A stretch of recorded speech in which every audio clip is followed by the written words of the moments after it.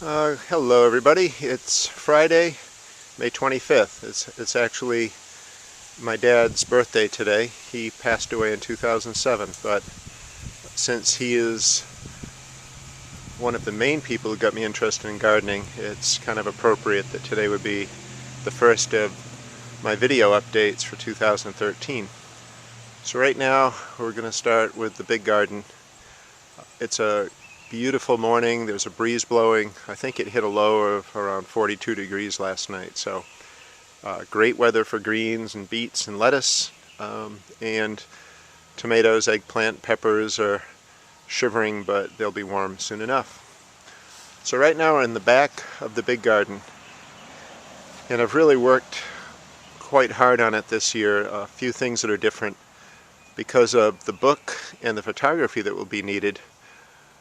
I wanted to plant tomatoes in the big garden for the first time in a long time, maybe 5 or 6 years. So I'm hoping that the disease was in the soil at the time will have abated a bit. The trees have grown quite a bit since I put this garden in 20 years ago. And my view on the tomatoes in here, it will be a good example of staking and growing in a big garden, and we'll get what we get from them. But I firmly expect them to be a bit delayed. The ones in the driveway will certainly come in first. And so let's just take a look. We've got in the back 2 wide rows of greens. And I'll just walk slowly down here. In the back are some collards, and I know that collards are more of a fall winter crop, but we just wanted to try them out and get some greens, and I'm going to try to replant these in the fall. In front are beets, and I've got a white beet, a couple of types of goldens, and a couple of types of red beets all interspersed. Here you can see Swiss chard, bright lights, the colorful stems, different type of collards, and both of these collards are heirlooms. One of them was in my friend Reitzel's family for a while, and the other in Cashwell family. These are some different types of mustards, red Russian kale, and some more collards and beets. In front of that, and a row that we're eating of quite heavily right now, are just a mix of different lettuces with some beets. And you can see one type of lettuce there is nearly bolted. That's fine, we'll just yank them. You can see the red beets in the middle with the dark foliage. The lettuce has been beautiful, and we'll probably be eating it for another 3 weeks to a month. Once the lettuce is done, what will go in these 2 rows are squash and cucumbers. Yesterday I planted a row of bush beans.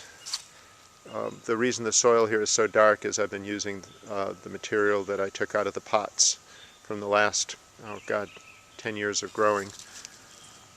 Now we see the rows of indeterminate varieties. And the indeterminates in this garden are ones that I'm going to feature in the book, and that I consider significant for reasons that I will outline in the book. These plants were pretty big when I planted them, pretty spindly, and I suspect that they'll catch on once the weather gets really nice and even and warm. And then where you don't see a stake or a cage, these are dwarf varieties. I'm growing all of the release dwarfs in the garden, and you see that the useless tomato cages are actually very useful for the dwarfs. In the front row I planted some flower seeds, and just behind them I'm alternating basil, Genovese basil, with dwarf varieties, plus in here there's going to be 3 sun golds in a row. We can never get enough of sun golds. And some more basil at the end. So you can see that this garden is shaping up nicely. It was a lot of work or good exercise, depending on how you want to put it, planting it. And we can move on to the driveway.